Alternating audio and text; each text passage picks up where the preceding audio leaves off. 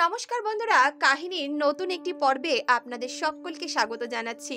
আমি প্রিয়াঙ্কা আর আপনারা দেখছেন সম্ভবা আমি যুগে যুগে। কলকাতায় এক কোটিপতি ব্যক্তি বাস করেন। ওনার একটি বিশাল বড় কোম্পানি ছিল, যার দ্বারা উনি বেশ ভালো টাকায় উপার্জন করতেন। ওনার একটি ছেলে রয়েছে যার নাম হলো অমিত। অমিত বিদেশে থেকে নিজের পড়াশোনা করছে। এক মাস পর তার পড়াশোনা শেষ হতে চলেছে এবং সে তারপরে নিজের বাড়িতে এসে নিজের বাবার বিজনেস গ্রহণ করবে। অমিত খুব ভালো একটি ছেলে, সে সব সময় নিজের বাবা মার কথা শুনে চলে। এমনই একদিন অমিতের বাবা যখন নিজের কোম্পানিতে গেলেন, সেখানকার ম্যানেজার যিনি সমস্ত কোম্পানি দেখাশোনা করতেন, তিনি ওনার কাছে এসে বলতে লাগলেন, স্যার আমি কাজ ছাড়তে চাই। তখনই কোম্পানির মালিক বলতে লাগলো, কিন্তু এইভাবে তুমি হঠাৎ করে কাজ ছেড়ে দিলে তো হবে না, আমার তোমার জায়গায় অন্য আরেকজন ম্যানেজার তো লাগবে, তুমি অন্তত আর 1 মাস কাজ করো। এছাড়াও কোম্পানির রুলস অ্যান্ড রেগুলেশন তো এটাই বলে যে কাজ ছাড়ার 1 মাস আগে তোমাকে বলতে হবে। অমিতের বাবার এই বিষয়ে কোনো সমস্যা ছিল না। উনি ভাবছিলেন ওনার কোম্পানিতে আরও অনেক ভালো ভালো এমপ্লয়িরা রয়েছে, তাদের মধ্যেই যে কোনো একজনকে তিনি কোম্পানির ম্যানেজার বানিয়ে দেবেন। অমিতের বাবার মনে এই কথাটা ঘুরে বেড়াচ্ছিল, তাই তিনি নিজের সমস্ত ওয়ার্কারদের পরীক্ষা নেওয়ার কথা ভাবলেন। কিন্তু অনেক বিচার বিবেচনা করার পরও উনি এটা বুঝতে পারছিলেন না যে উনি নিজের কোন এমপ্লয়কে ম্যানেজারের পোস্টে নথিভুক্ত করবেন। উনি প্রায় নিজের সমস্ত স্টাফদের সঙ্গেই কথা বলে নিয়েছিলেন, সবার ব্যবহারই ওনার প্রতি খুব নম্র এবং ভদ্র ছিল। কোম্পানির মালিকের মনে হচ্ছিল ওনার সব এমপ্লয়ি যেন এই পোস্টের জন্য একেবারে উপযুক্ত। এভাবেই দেখতে দেখতে 1 মাস কেটে গেল। এই 1 মাসের মধ্যে অমিতের পিতা খুবই দুশ্চিন্তায় থাকতে শুরু করলেন, কারণ ওনার একজন ভালো ম্যানেজারের প্রয়োজন ছিল। ম্যানেজার যদি ঠিকঠাক না হতো, ওনার কোম্পানির অনেক ক্ষতি হয়ে যেতে পারত। এদিকে এই 1 মাসের মধ্যে অমিতেরও নিজের পড়াশোনা কমপ্লিট হয়ে গেল এবং সে দেশে ফিরে আসলো। সে যখন বাড়িতে ফিরে নিজের বাবাকে এত দুশ্চিন্তাগ্রস্ত দেখলো, সে তার বাবাকে বলতে লাগলো, তোমার কি হয়েছে, তুমি কেন এত টেনশন করছো? তখনই অমিতের পিতা বলতে লাগলো, আসলে আমাদের কোম্পানির ম্যানেজার চাকরি ছেড়ে চলে গেছে, আর আমি ভেবেছিলাম আমার কোম্পানিরই কোনো একজন এমপ্লয়কে ম্যানেজারের পোস্ট দিয়ে দেব, কিন্তু আমার কোম্পানির যে সমস্ত ভালো ভালো এমপ্লয়িরা রয়েছে তারা সকলেই তো খুব ভালো এবং খুবই নম্র সভ্য ব্যবহার করছে আমার সঙ্গে। আমি তো বুঝতেই পারছি না যে আমি কাকে এই পোস্টটা দেব। অমিত যখন নিজের বাবার মুখ থেকে এ কথা শুনলো, সে ভাবতে লাগলো তার বাবাকে সে কিভাবে সাহায্য করতে পারে। অমিত তার বাবাকে বলল, আচ্ছা ঠিক আছে, তুমি এত চিন্তা করো না, আমি দেখছি আমি কিভাবে তোমাকে এই বিষয়ে সাহায্য করতে পারি। তখনই অমিতের পিতা বলতে লাগলো, তুই আমাকে কি সাহায্য করবি? অমিত বলল, এই ব্যাপারটা তুমি আমার উপরেই ছেড়ে দাও না, এত চিন্তা করো না, তুমি শুধু আমাকে বলো তুমি তোমার কোন কোন এমপ্লয়িদেরকে বেছে নিয়েছিলে ম্যানেজারের পোস্ট দেওয়ার জন্য। তখনই অমিত তাকে একটি লিস্ট ধরিয়ে দিল, যে লিস্টের মধ্যে 6 জনের নাম ছিল। সেই 6 জনকেই তিনি ম্যানেজার হিসেবে নথিভুক্ত করার জন্য বেছে নিয়েছিলেন। এই 6 জন এমপ্লয়ের নেচার খুব ভালো ছিল এবং তারা সব সময় ওনার সঙ্গে খুব ভালো ব্যবহার করত। অমিতের বাবা চাইতেন এই 6 জনের মধ্যে কেউ একজন ওই কোম্পানির ম্যানেজার হোক আর নিজের কোম্পানিকে একটি উচ্চ স্তরে নিয়ে যাক। এমনটা ভেবেই তিনি ওই লিস্টটি বানিয়েছিলেন, আর এখন ওই লিস্ট অমিতের হাতে ছিল। অমিত যখন ওই লিস্টটা নিয়ে সেখান থেকে চলে যাচ্ছিল, তখনই তার বাবা বলল, তুই লিস্টটা নিয়ে তো নিলি, কিন্তু তুই কিভাবে এটা বুঝবি যে কে সব থেকে বেশি কার্যকারী? তখনই অমিত বলল, বাবা, একজন ম্যানেজারের কেমন হওয়া উচিত? একজন ম্যানেজারের সৎ, সহনশীল এবং নিজের কর্তব্যের প্রতি নিষ্ঠাবান হওয়া উচিত। তখনই অমিতের বাবা বলল, আমিও তো সেটা জানি, আর এদের মধ্যে তো আমি এই সকল গুণগুলোই দেখতে পাচ্ছি, আমার তো এদের কারোর মধ্যেই কোনোরূপ কোনো দোষ বা কোনোরূপ কোনো ত্রুটি দেখতে পাচ্ছি না, আর সেই জন্যই তো আমি এত দুশ্চিন্তা করছি। তখনই অমিত বলল, বাবা, তুমি ওনাদের সততার পরীক্ষা নিয়েছো? অমিতের বাবা বলল, না, আমি তো এখনো পর্যন্ত এমন কোনো পরীক্ষা নেইনি। তখনই অমিত বলল, আমি এই কাজটাই করতে চাই, আমি ওদের সকলের সততার পরীক্ষা নিতে চাই। আমি ওদেরকে একটি পরীক্ষা নেব, আর এদের মধ্যে যে এই পরীক্ষায় উত্তীর্ণ হবে তুমি তাকেই কোম্পানির ম্যানেজার বানিও। আর আমি কি করব, কিভাবে করব, এই বিষয়টা তুমি আমার উপর ছেড়ে দাও। এমনটা বলেই অমিত নিজের ঘরে চলে গেল এবং এর পরের দিনের অপেক্ষা করতে লাগলো। অমিতের বাবা যখন সকালবেলা নিজের ফ্যাক্টরিতে যাচ্ছিলেন তখনই অমিত তার বাবাকে বলল, বাবা আজকে ফ্যাক্টরিতে তুমি তোমার সমস্ত ওয়ার্কারদের একটা কথা বলবে। তুমি বলবে কয়েকদিনের জন্য আমি বাইরে যাচ্ছি, আর এই কয়েকদিনে তোমাদেরকেই এই কোম্পানির দেখাশোনা করতে হবে। খুব ভালোভাবে কাজ করো এবং কোম্পানির উন্নতি করো। এমনটা বলে তুমি আজ কিছুদিনের ছুটি নিয়ে আসবে। তুমি বাড়ি আসার আগে ওদের সকলকে বলবে তুমি 1 মাসের জন্য কোম্পানি থেকে ছুটি নিচ্ছ। অমিতের বাবা ছেলের কথা মতো সেদিন কোম্পানিতে গেলেন এবং নিজের কোম্পানির সমস্ত এমপ্লয়কে এই কথা জানালেন। তিনি বললেন উনি বিদেশে কোনো একটা কাজের জন্য 1 মাসের জন্য বাইরে যাচ্ছেন, আর এই 1 মাসের মধ্যে তাদেরকেই এই কোম্পানি সুন্দরভাবে পরিচালনা করতে হবে। পরদিন অমিত নিজেকে একটা ভিখারির রূপে বদলে নিল। সে একজন বৃদ্ধের রূপ ধারণ করলো এবং তাকে দেখে মনে হচ্ছিল সে যেন একজন 60-65 বছর বয়সী বৃদ্ধ ব্যক্তি, যার কাছে না থাকার সংস্থান আছে আর না তো খাওয়ার মতো কোনো খাওয়ার আছে। সে একেবারে ভিখারির ভেষ ধারণ করলো। অমিত নিজেকে একজন অন্ধ ভিখারিতে পরিণত করলো। অমিত ফাটাছেঁড়া নোংরা কাপড় পরে একটা লাঠি নিয়ে নিজের কাঁধে একটা নোংরা ঝোলা মতো নিয়ে ঘর থেকে বেরিয়ে পড়লো। অমিত নিজের কোম্পানির গেটের সামনে গিয়ে বসে পড়লো। অমিত সারাটা দিন নিজের কোম্পানির বাইরে একজন ভিখারি হয়ে বসে থাকলো। দেখতে দেখতেই সন্ধ্যা হয়ে গেল, আর সন্ধ্যায় কোম্পানির সমস্ত ওয়ার্কাররা ওই গেটের থেকে বাইরে বেরোচ্ছিল নিজেদের বাড়ি যাওয়ার উদ্দেশ্যে। তারা যখন গেটের বাইরে বেরিয়ে ওই ভিখারিকে গেটের পাশে বসে থাকতে দেখলেন তখন এক একজন এক এক রকম রিয়াকশন দিচ্ছিল। কিছু কিছু লোক ভিখারির দিকে তাকিয়ে তাকে না দেখার ভান করে সেখান থেকে চলে যাচ্ছিল, আবার কেউ কেউ সেই ভিখারির দৈন্যদশা দেখে তাকে 2-1 টাকা খুচরো দিয়ে দিচ্ছিল। এভাবেই এক এক করে সমস্ত ওয়ার্কাররা ওই গেট থেকে বাইরে বেরোতে লাগলো এবং সকলেই অমিতকে দেখে তার নিজের নিজের প্রতিক্রিয়া জানাতে লাগলো। সমস্ত ওয়ার্কাররা যখন বেরিয়ে গেল তখন অমিতও আস্তে আস্তে সেখান থেকে কিছুটা দূরে আসলো এবং সেখানে তার লাক্সারি কারে করে আবারও একটি হোটেলের উদ্দেশ্যে রওনা দিল। পরদিন অমিত আবারও সেই ভিখারির ভেষ ধারণ করলো এবং ভিখারির ভেষ ধারণ করে তার বাবার দেওয়া ওই লিস্টটি দেখতে লাগলো। সেখানে তিনি যাদের যাদের নাম উল্লেখ করেছিলেন তাদের সকলের বাড়িতে অমিত গেল এবং তাদের পরিবারের ব্যাপারে খোঁজ নিতে লাগলো। অমিত প্রত্যেকের বাড়িতে ভিখারি সেজে গেছিল এবং তাদের রিয়াকশন ভালো মতো লক্ষ্য করছিল। পরিবারের লোকেরা তার সঙ্গে কেমন ব্যবহার করছে এই সমস্ত জিনিস সে খুব ভালোভাবে পর্যবেক্ষণ করছিল। তারপর অমিত আবারও নিজের কোম্পানির গেটের সামনে গিয়ে বসে পড়ল। সন্ধ্যার সময় আবারও যখন কোম্পানির ছুটি হলো তখন সকলেই কোম্পানির গেট থেকে বেরোতে লাগলো। তারা সকলেই অমিতের দিকে আবারও নিজের নিজের দৃষ্টিভঙ্গি দিয়ে দেখতে লাগলো। তবে আজকে অমিত নিজের ভিক্ষের বাটিতে অনেক বড় বড় নোট রেখেছিল। এদিকে অমিতের বাবার লিস্টে যে কয়জনের নাম ছিল তারা যখন কোম্পানির গেট থেকে বাইরে বেরোতে লাগলো তারা দেখলো অমিতের ভিক্ষের ঝুলিতে আজকে বেশ ভালোই টাকা রয়েছে। তারা এটা দেখে সেখান থেকে নিজের বাড়ির উদ্দেশ্যে রওনা দিল।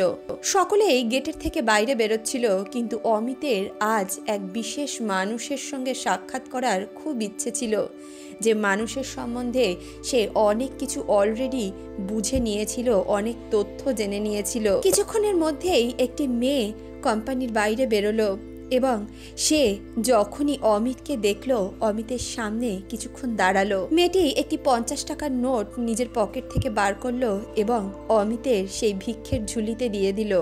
অমিত নিজের চোখে একটা কালো চশমা পরেছিল এবং অসহায়ের মতো নিজের কোম্পানির গেটের সামনে বসেছিল। মেয়েটি যখন অমিতের ঝুলিতে 50 টাকা দিল সে দেখলো অমিতের ঝুলিতে অনেক বড় বড় নোট রয়েছে।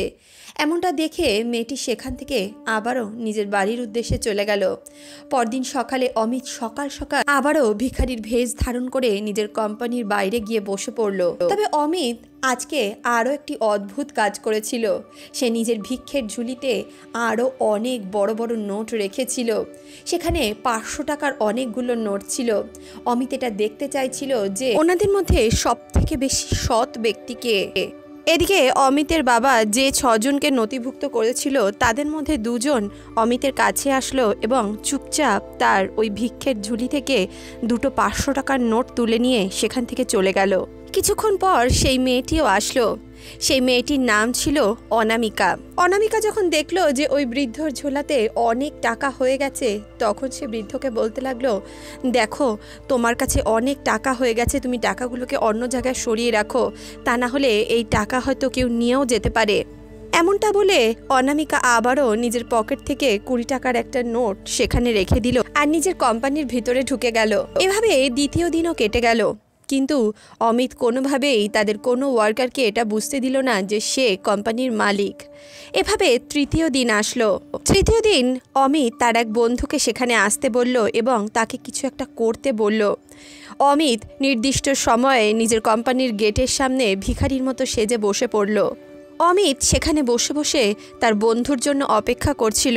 হঠাৎ করে অমিতের সেই বন্ধু সেখানে আসলো এবং চিৎকার করে বলতে লাগলো, তোমরা এখানে কি করছো? তোমরা জানো না এখানে একটা ভিখারির বসার কোনো অধিকার নেই? শুধু শুধু একজন ভিখারিকে কেন কোম্পানির বাইরে বসিয়ে রেখেছো? তোমরা শুধু শুধু কোম্পানির নাম খারাপ করছো। তোমরা যদি এক্ষুনি এইটা না করো, এনাকে এখান থেকে না সরাও, তাহলে কিন্তু আমি কোম্পানির বসকে ফোন করব। কোম্পানির বস আমার বন্ধু। এদিকে ওয়াচম্যান যখন একথা শুনলো, তখন সে অমিতের বন্ধুকে বলতে লাগলো, দাদা আপনি এত রাগ করছেন কেন? আমি এক্ষুনি ওনাকে সরিয়ে দিচ্ছি।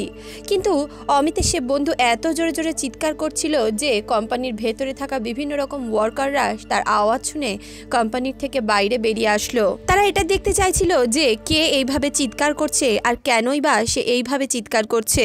ততক্ষণে ওয়াচম্যান সেই ভিখারির কাছে গেল এবং বলতে লাগলো, বাবা তুমি এখানে বসতে পারবে না, তুমি এখান থেকে সরে যাও। সব ওয়ার্কাররা এইভাবে বাইরে বেরোচ্ছে দেখে অনামিকাও তাদের সঙ্গে বাইরে বেরোলো এবং বাইরে বেরিয়ে সে যখন এই দৃশ্য দেখলো, সে ওয়াচম্যানের উপর চিৎকার করে উঠল। সে বলতে লাগলো, তোমার লজ্জা করে না? এত বয়স্ক একজন ব্যক্তির সঙ্গে তুমি এমন ব্যবহার করছো?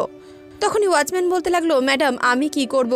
এই যে ব্যক্তি এসেছেন এনার বন্ধুর কোম্পানি এটা, আর উনি বলছেন উনি এখানকার বসকে ফোন করে বলে দেবেন। উনি যদি ওনার বসের কাছে আমার নালিশ করে দেন তাহলে তো আমার কাজ চলে যাবে। তখনই অনামিকা বলল, দেখো তুমি এই নিয়ে কিছু ভেবো না। যদি তোমাকে কেউ কিছু বলে তাহলে তুমি তাকে বলো যে আমি ওনাকে এখানে বসতে বলেছি। উনি একজন দুস্থ ব্যক্তি, এখানে কোম্পানির বাইরে এত লোক আসা যাওয়া করে, সবাই ওনাকে কিছু টাকা ভিক্ষা দেয়, এতে ওনার হয়তো সংসার চলে, তাই ওনার এখানে বসার সম্পূর্ণ অধিকার আছে। অনামিকার কথা শুনে ওয়াচম্যান সেখান থেকে সরে গেল আর অমিতের বন্ধু অনামিকাকে বলতে লাগলো, দেখো তুমি যা করছো খুব ভুল করছো, আমি তোমার নালিশ করে দেবো এখানকার মালিকের কাছে।